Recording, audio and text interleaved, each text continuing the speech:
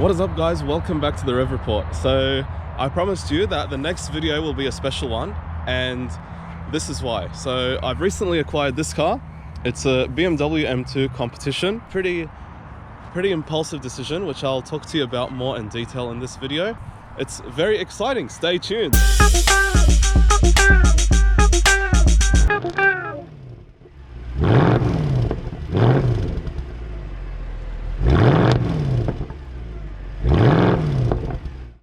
So in stock form, the M2 Competition comes with 302 kilowatts and 550 Newton meters of torque. This one has had a stage 1 tune by Evolve Technique, and it does 386 kilowatts and 710 Newton meters of torque. So it's got some pretty serious punch, serious power, 0 to 100 in a claimed 3.8 seconds. And that's also, forgot to mention, it's got the Akrapovic or Akrapovic, however you want to call it, exhaust. So the valves open when it's in sport mode, and it opens up even more in Sport Plus, I believe, because it has the extra crackles in Sports Plus. Or I think the ignition is sort of timed differently in Sport Plus, that's why I get more crackles. But yeah, it's very exciting. It's also got the KW suspension all round, along with EBAC sway bars, so it can handle like a champ. It sounds amazing. Let me show you, or let you hear how it sounds like. So I'll just put you guys outside. Oh, this is so exciting, guys. I've had it for like 2 months, but I'm all over it. Like, I haven't gotten bored of it.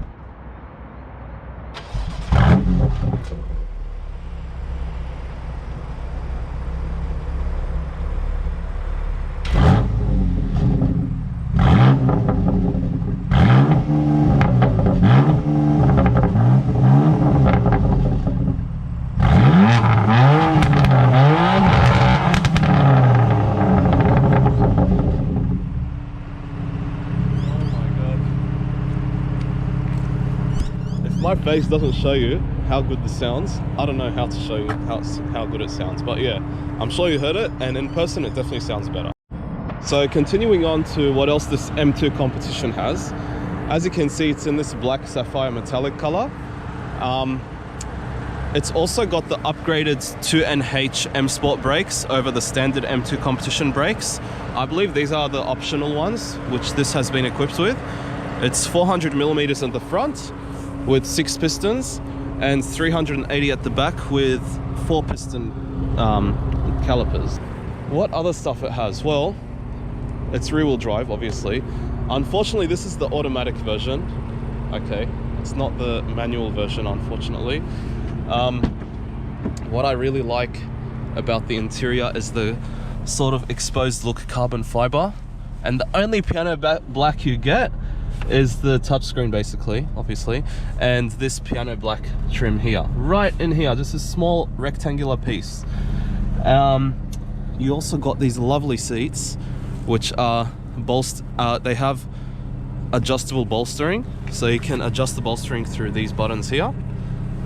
And then you've got the electric seating. You've got Alcantara on the sides as well, just look gorgeous. A manual handbrake. The way this gearbox operates is that when you put it in reverse, you go like this. Like it sort of tries to remind you that you're not in a normal automatic car, but in fact, once you get it into gear, it's pretty normal. Like, there's nothing special about it. But what is special is like just the way the gear changes sound. It sounds so good. And then you've got the sunroof. This one does have the sunroof. It doesn't have the carbon fiber roof, but I much prefer a sunroof in my cars, since I do like to take it out on drives or cruises here and there when it's like evening like this, or a sunset, or even in the morning or during the day, because I like to have that sun inside the car, you know, like to have the whole car just like as if you're in a convertible, but except you've still got the rigidity of a coupe. So I reckon the sunroof is definitely worth it, but at the end it's all up to you. Like, obviously having a carbon fiber roof helps with the rigidity even more. Like, it helps with the handling as well, if you're so hardcore about the racetrack and about having a proper sports car. This is the doors here. You've got your Harman Kardon sound system, which I really enjoy in this car, although there have been some complaints, and I can I can say the same as well. The Harman Kardon in the M2 isn't as loud or as well as in the M3. I haven't heard the M3 or the M4's Harman Kardon sound systems, but I've heard in the C63, the car I had before, had to get rid of because of problems in that car pretty much. That car had a way nicer Harman Kardon sound system, whereas this one, it's more like dulled down, but it's still pretty good. Much better than what I have in the Audi A3, which is not a Bang & Olufsen, it's just a standard Audi sound system. But yeah, this is a pretty decent system. You've also, I believe, got the subwoofer under the seat here, and I believe there is a subwoofer in the other side under the passenger front seat as well. Yes, it does look like there's a grill in there, so that is pretty exciting. So I just want to demonstrate to you guys how the Harman Kardon sound system in the M2 sounds like. So I've put in the Rev Report intro, so listen to this.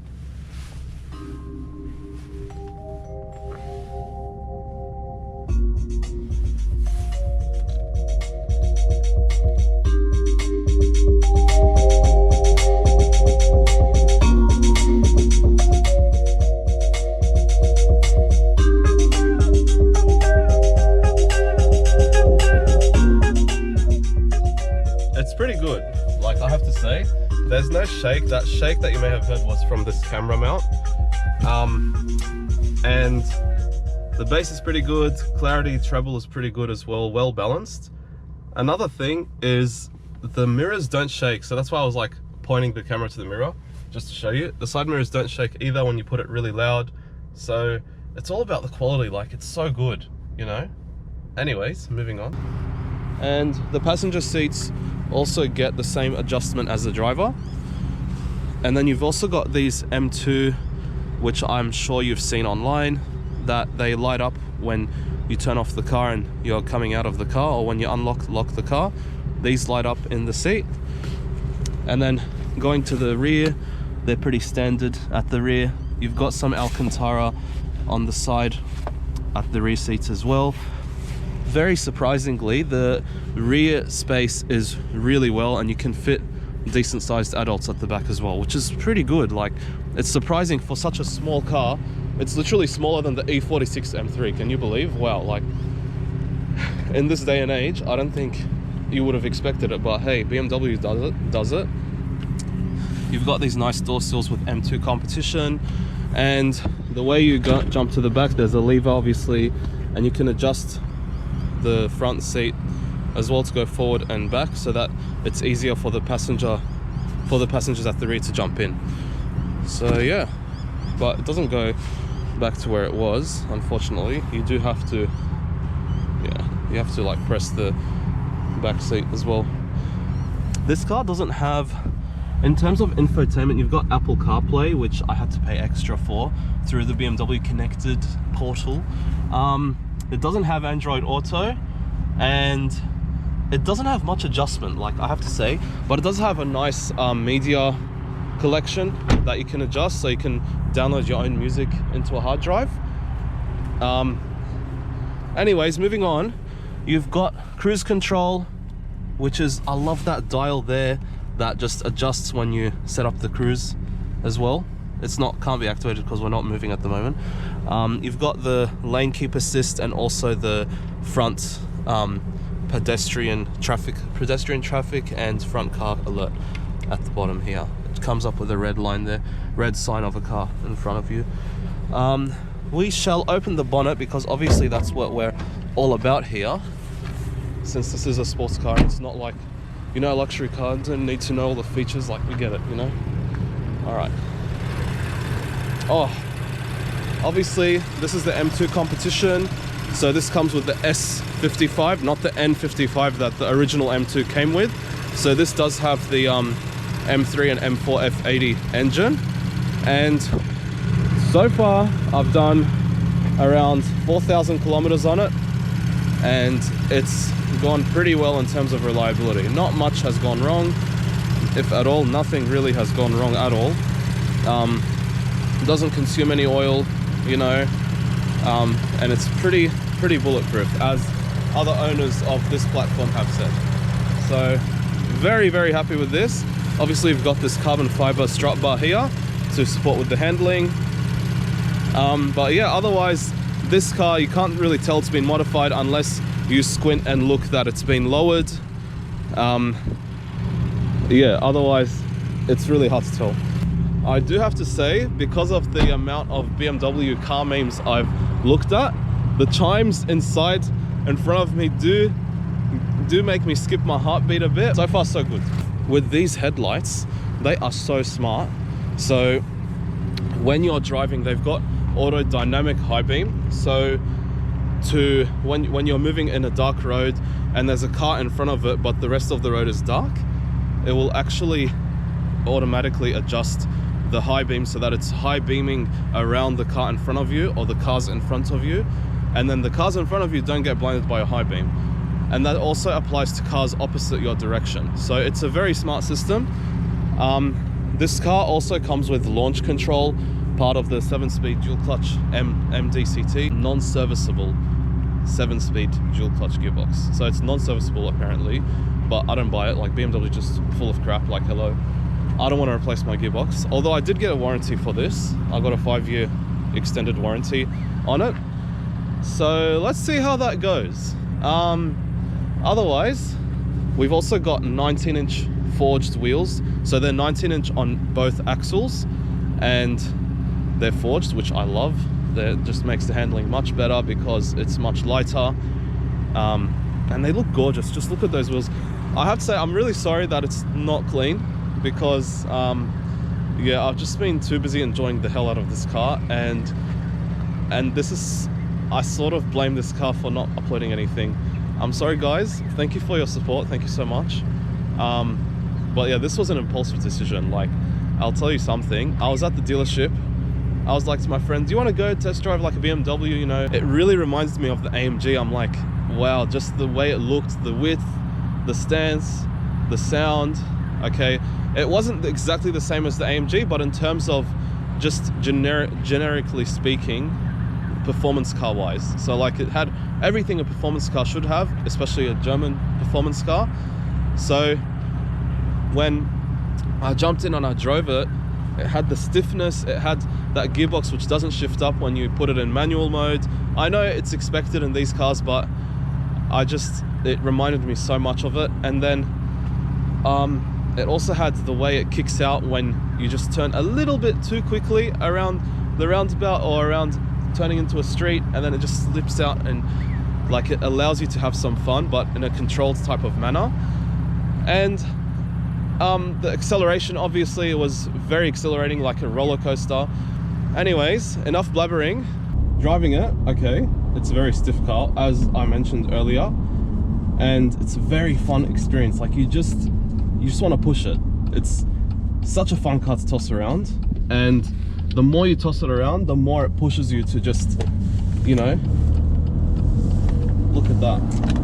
You just, oh, it just gives you that feeling you want from a car, like from a sports car, from an actual sports car.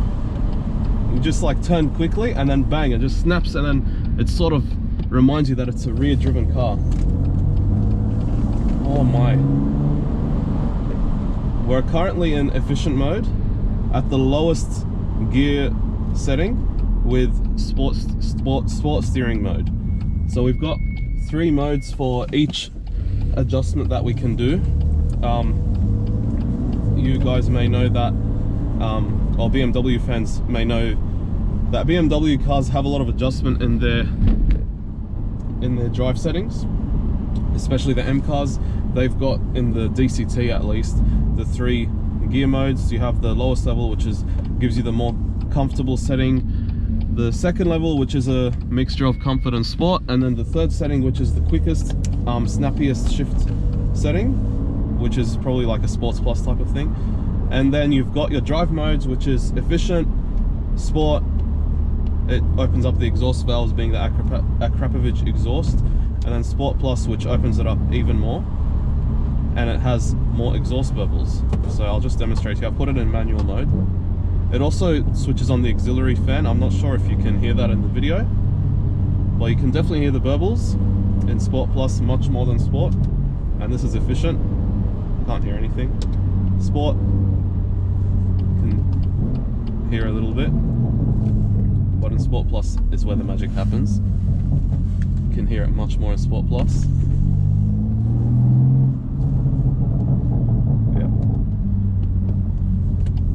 Yeah, Sport, you can't hear it too much.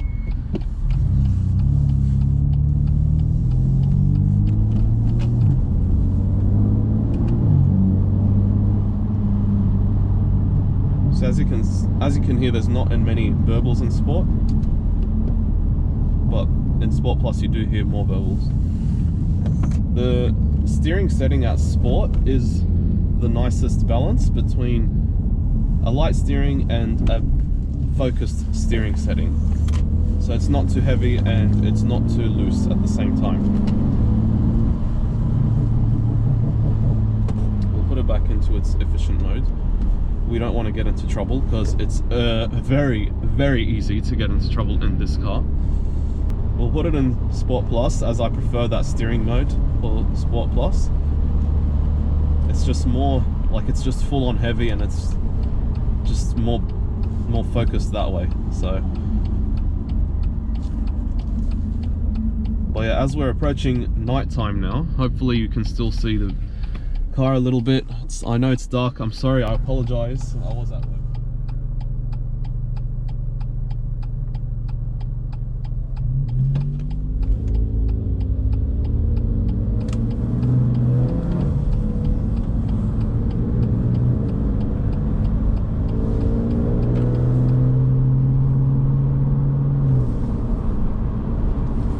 My favorite steering mode is the Sport Plus because it gives you the full weight and direct steering feel. Comfort is a bit loose, so now we're in Sport Plus. This is how it is. Comfort, it's much looser, and you just need more input to the steering to turn the same what I was doing before. Then in Sport, it's a balance between the two, so it's sporty and light at the same time. Sport Plus, more focused.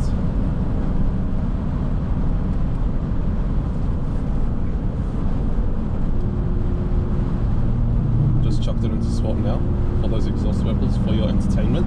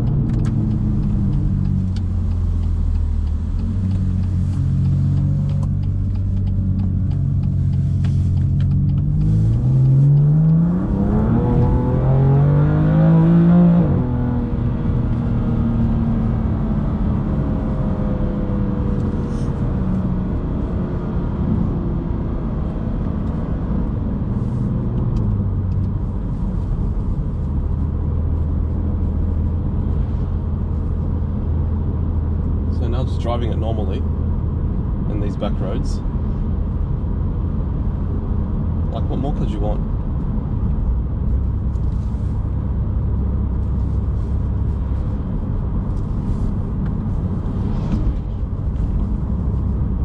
It just feels fantastic. Like, it's got that short wheelbase, as I said earlier, and the rear wheel drive. Actually, the stability control, it's got two modes. So it's got the MDM, it's got MDM for the, which is the M dynamic stability control, and it uses the smart M differential to control the stability so that you're allowed to have more fun but also stabilize at the same time. Then you've got fully off, which you press and hold the stability control and it'll completely stay off. So then you have to actually be careful that you won't plow into a group of people, because it'll it'll become like a Mustang, because you won't be having any stability control whatsoever. Otherwise, I can see why so many people are in love with the M2, because it's got that like serious performance and the handling characteristic of a proper M car that the other new modern M cars may have lost over the years. And you've got the sound, you've got the way the gears change. Obviously the manual will be way more engaging to drive, but the DCT is not bad either. You've got those lightning fast gear changes because it is a dual clutch. It actually feels way better than the Audi dual clutch that's in the A3 or in the RS3 as well.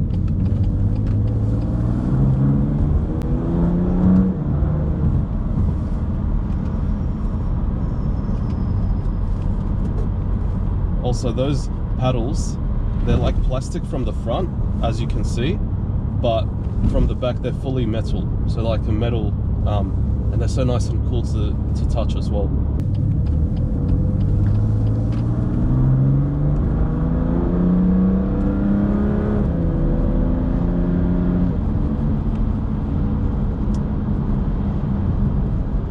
Even when you're slowing down, you don't feel the gear changes like when it's downshifting on its own, or when you're downshifting. You don't feel it, like it doesn't bounce you back and it doesn't jerk you around, this gearbox. It's really, really smooth when you're operating it, like when you're driving around. But when it comes to taking off, yeah, it can be jerky between first and second gears. It can be very jerky.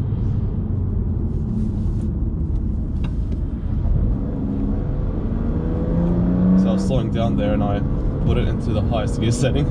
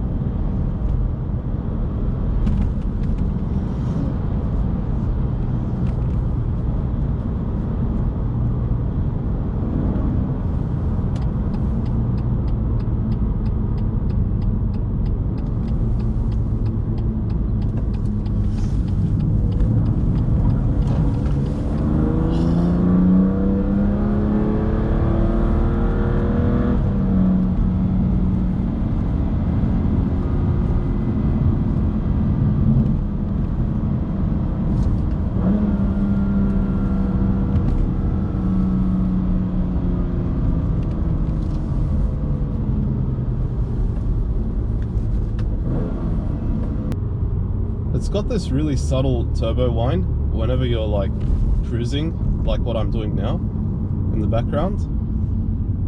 It's as if you're in like a Formula 1 car or something. It's so satisfying. Thank you all for watching. Please like, comment, subscribe, and I'll hope to catch you all in the next video. Cheers!